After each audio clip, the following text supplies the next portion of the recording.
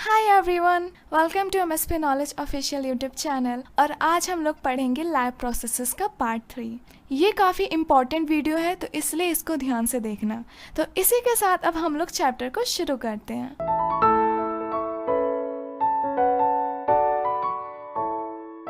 तो अब हम लोग पढ़ेंगे ह्यूमन डाइजेस्टिव सिस्टम के बारे में, जिसे हम लोग एलिमेंट्री कैनाल भी बोलते हैं। अब कैनाल क्यों बोलते हैं?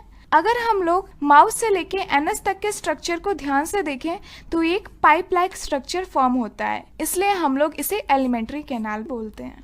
तो सबसे पहले हम लोग बात करेंगे बक्कल कैविटी की, जिसे हम लोग माउथ बोलते हैं। तो माउथ के अंदर 3 चीज़ें होती हैं, टीथ, टंग और सैलिवरी ग्लैंड। तो हम लोग एक एक करके इन तीनों के बारे में पढ़ते हैं। तो टीथ 4 टाइप के होते हैं। पहला हो गया इंसीजर, कैनाइन, प्रीमोलर और मोलर, जो कि हेल्प करते हैं फूड को ग्राइंड करने में। तो बस तुम लोगों को इतना ही टीथ के बारे में जानना है। अब हम लोग बात करते हैं टंग की। तो टंग का मेन काम होता है टेस्ट डिडक्शन। तो टंग टेस्ट डिडक्ट करने में हेल्प करता है। माउथ के अंदर ही एक ग्लैंड होता है जिसे हम लोग सैलिवरी ग्लैंड बोलते हैं, जो प्रोड्यूस करता है सलाइवा। तो सलाइवा हमारे फूड को डाइजेस्ट करने में हेल्प करता है। तो वो 3 काम करता है। पहला, सलाइवा खाने को गीला करता है, इट मेक फूड वेट। दूसरा काम, सलाइवा बैक्टीरिया किल करता है। जो भी हम लोग अनाप शनाप खाना खा लेते हैं उसमें जितने भी बैक्टीरिया होते हैं उसको किल करने का काम सलाइवा करता है। और तीसरा जो काम सलाइवा करता है कि वो स्टार्च को डाइजेस्ट करता है। स्टार्च मतलब कार्बोहाइड्रेट। तो फूड के अंदर जितना भी कार्बोहाइड्रेट रहता है उसको डाइजेस्ट करने का काम सलाइवा का होता है। वो पूरा का पूरा तो कार्बोहाइड्रेट नहीं डाइजेस्ट कर पाता है, पर डाइजेशन सलाइवा से ही स्टार्ट होता है। तो सलाइवा 3 काम करता है। पहला कि वो खाने को वेट करता है, दूसरा कि वो बैक्टीरिया किल करता है, और तीसरा स्टार्च को डाइजेस्ट करता है। अब हम लोग बात करते हैं कि सलाइवा के अंदर होता क्या क्या है। तो सबसे पहले उसमें होता है सैलिवरी अमाइलेज। ये एक एंजाइम होता है जो कि स्टार्च को डाइजेस्ट करने में हेल्प करता है। दूसरा, उसमें बहुत सारा वाटर रहता है, और तीसरा बैक्टीरिया किलिंग एंजाइम रहता है। तो ये सारी की सारी चीज़ें होती हैं सलाइवा के अंदर। तो अब तुम्हारी डेट शीट रिलीज हो गई है। सो तुम लोग ज़्यादा से ज़्यादा सैम्पल पेपर अटेम्प्ट करने का ट्राई करो और जल्दी से जल्दी अपना सिलेबस कंप्लीट करो। इस चैनल पे तुम लोगों के सोशल साइंस और साइंस के कई सारी सीरीज चल रही हैं और पूरा सिलेबस कंप्लीट है। प्लेलिस्ट के थ्रू तुम लोग अपने सारे चैप्टर कंप्लीट कर सकते हो। अब रही बात सैम्पल पेपर्स की, तो तुम लोग उसके लिए ओसवाल पब्लिशर्स की 36 सैम्पल पेपर बुक देख सकते हो। उसमें तुम्हें सभी सब्जेक्ट के सैम्पल पेपर्स एक ही बुक में मिल जाएंगे with detail solution and OMR sheet. तो डिस्क्रिप्शन में लिंक है, तुम लोग खुद जाके चेकआउट कर सकते हो। तो एक बार मैं फिर से तुम लोगों को अच्छे से बता देती हूँ बक्कल कैविटी के बारे में। तो बक्कल कैविटी टीथ, टंग और सैलिवरी ग्लैंड से मिलके बना होता है। टीथ का काम रहता है कि फूड को छोटे छोटे पार्टिकल में तोड़ देना। टीथ 4 टाइप के होते हैं, इंसीजर, कैनाइन, प्रीमोलर और मोलर। तो ये पूरा का पूरा हो गया टीथ के बारे में। टेस्ट को पहचानने का काम टंग करता है, और सैलिवरी ग्लैंड प्रोड्यूस करता है सलाइवा, जो कि खाने को वेट करता है, बैक्टीरिया किल करता है और स्टार्च को डाइजेस्ट करता है। सलाइवा के अंदर 3 चीजें रहती हैं। पहला हो गया सैलिवरी अमाइलेज, जो कि स्टार्च को डाइजेस्ट करता है, दूसरा वाटर, और तीसरा बैक्टीरिया किलिंग एंजाइम। तो ये पूरा का पूरा हो गया तुम लोगों का बक्कल कैविटी के बारे में। अब हम लोग आगे बढ़ते हैं। अब हम लोग बात करते हैं ईसोफेगस के बारे में। तो ईसोफेगस एक पाइप लाइक स्ट्रक्चर रहता है जो माउथ को और स्टमक को जोड़ने का काम करता है।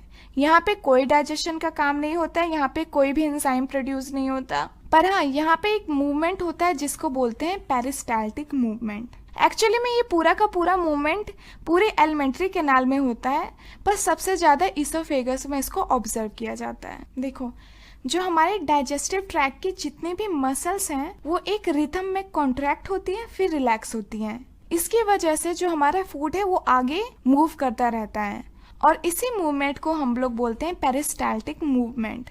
तो lining of canal has a muscles that contract rhythmically in order to push the food forward, and this movement is called peristaltic movement. तो अब तक हमारा फूड जो है वो माउथ से होते होते स्टमक में पहुंच गया है। अब हम लोग बात करेंगे कि स्टमक में क्या क्या चीज़ें होती हैं। तो ज़्यादातर डाइजेशन स्टमक में होता है। स्टमक की वॉल पे एक ग्लैंड रहता है जिसे हम लोग बोलते हैं गैस्ट्रिक ग्लैंड वो गैस्ट्रिक जूस सिक्रीट करता है और उस गैस्ट्रिक जूस में 3 चीजें होती हैं, HCl, पेप्सिन और म्यूकस। तो स्टमक की वॉल पे गैस्ट्रिक ग्लैंड होता है और वो गैस्ट्रिक जूस प्रोड्यूस करता है। अब हम लोग एक एक करके इन तीनों के फंक्शन समझेंगे। तो सबसे पहले हम लोग पढ़ते हैं HCl के बारे में, जिसे हम लोग हाइड्रोक्लोरिक एसिड बोलते हैं। तो सबसे पहला काम करता है HCl कि वो खाने को एसिडिक बनाता है। जाहिर सी बात है कि वो एक हाइड्रोक्लोरिक एसिड है तो खाने को वो एसिडिक बना ही देगा। और दूसरा काम क्या करता है कि वो खाने के अंदर से जितना भी बैक्टीरिया रहता है उसको किल करता है। तो HCl खाने को एसिडिक बनाता है और खाने में से जितने भी बैक्टीरिया रहते हैं उनको किल करता है। और थर्ड जो कि मेन काम रहता है वो इनएक्टिव पेप्सिन को, जिसे हम लोग प्रोपेप्सिन कहते हैं, उसको कन्वर्ट कर देता है एक्टिव पेप्सिन में। तो तीसरा काम क्या करता है HCl, वो इनएक्टिव पेप्सिन को कन्वर्ट कर देता है एक्टिव पेप्सिन में। अब हम लोग बात करते हैं कि ये पेप्सिन कहते किसे हैं। तो पेप्सिन एक एंजाइम होता है जो प्रोटीन डाइजेशन में हेल्प करता है, पर वो गैस्ट्रिक जूस से इनएक्टिव फॉर्म में सिक्रीट होता है। तो उसको एक्टिव करने के लिए हम लोगों को HCl की ज़रूरत पड़ती है। तो इस टॉपिक से एक क्वेश्चन आता है कि अगर पेप्सिन प्रोटीन को डाइजेस्ट करता है तो वो हमारे स्टमक को क्यों नहीं डाइजेस्ट कर लेता, क्योंकि वो भी तो प्रोटीन का बना हुआ है। तो इसका आंसर ये है कि पेप्सिन स्टमक की वॉल तक पहुंच ही नहीं पाता है, क्योंकि स्टमक की वॉल को प्रोटेक्ट करने का काम म्यूकस का रहता है। म्यूकस एक चिपचिपा सा सब्सटेंस रहता है जो कि स्टमक की वॉल को ढक लेता है, जिसकी वजह से पेप्सिन डायरेक्ट कांटेक्ट नहीं कर पाता है हमारी स्टमक से और हमारा स्टमक प्रोटेक्टेड रहता है। एक बार हम लोग फिर से जो पढ़े उसको रिवाइज कर लेते हैं। स्टमक की वॉल पे रहते हैं गैस्ट्रिक ग्लैंड जो कि गैस्ट्रिक जूस प्रोड्यूस करते हैं।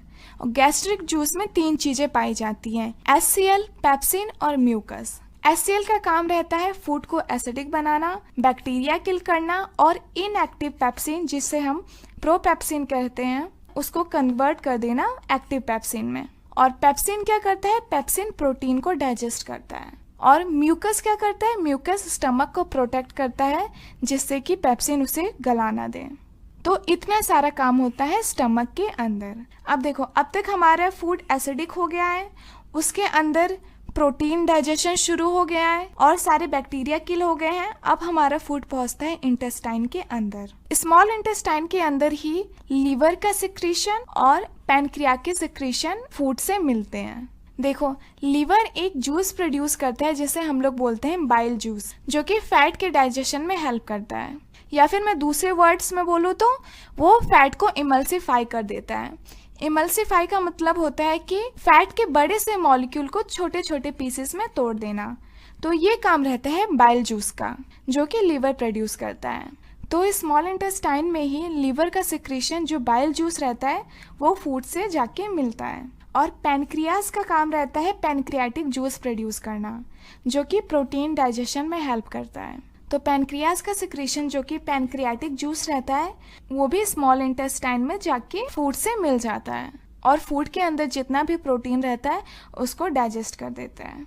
तो इसी जगह पे लीवर और पैनक्रियास के सिक्रीशन फूड से मिलते हैं और अपना अपना सारा काम करते हैं। तो अब हमारा फूड इंटेस्टाइन के अंदर पहुंच गया है।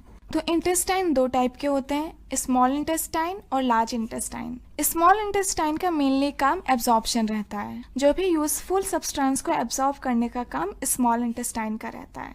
और लार्ज इंटेस्टाइन का काम रहता है वाटर एब्जॉर्ब करना। स्मॉल इंटेस्टाइन 3 टाइप के होते हैं।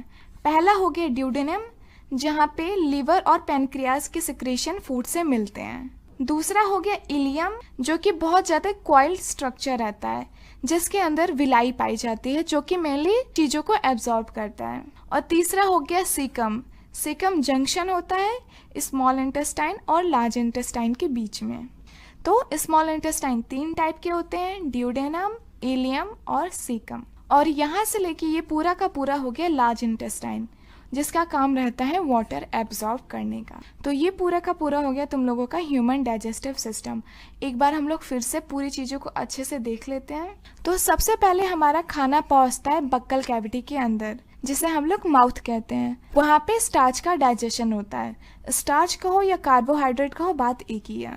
तो बक्कल कैविटी के अंदर स्टार्च का डाइजेशन होता है। उसके बाद हमारा फूड इसोफेगस से होते हुए पहुंचता है स्टमक के अंदर। स्टमक के अंदर प्रोटीन का डाइजेशन होता है। फिर हमारा फूड पहुंचता है स्मॉल इंटेस्टाइन में। इस जगह पे फैट का डाइजेशन होता है जो कि बाइल जूस की हेल्प से होता है, और प्रोटीन का डाइजेशन होता है जो कि पैनक्रियास की हेल्प से होता है। फिर हमारा फूड पहुंचता है इंटेस्टाइन के अंदर। स्मॉल इंटेस्टाइन में सारे यूजफुल सब्सटेंस का एब्जॉर्प्शन हो जाता है, और लार्ज इंटेस्टाइन में सारी वाटर का एब्जॉर्प्शन हो जाता है, और जो भी वेस्ट होता है वो एनस के थ्रू बॉडी से बाहर निकल जाता है, और इसी को हम लोग बोलते हैं ह्यूमन डाइजेस्टिव सिस्टम। तो ह्यूमन डाइजेस्टिव सिस्टम बहुत इंपॉर्टेंट टॉपिक है, इसको ध्यान से और अच्छे से समझो। तो मैंने तुम लोगों को जो भी बातें अभी बताई वो सारी यहाँ पे नोट के फॉर्म में लिखी गई हैं। तो तुम लोग इन नोट्स को डिस्क्रिप्शन से डाउनलोड कर लेना और इसको बार बार रिवाइज करना। जो भी जितना भी मैंने सब बताया वो सबका सब यहाँ पे लिखा हुआ है।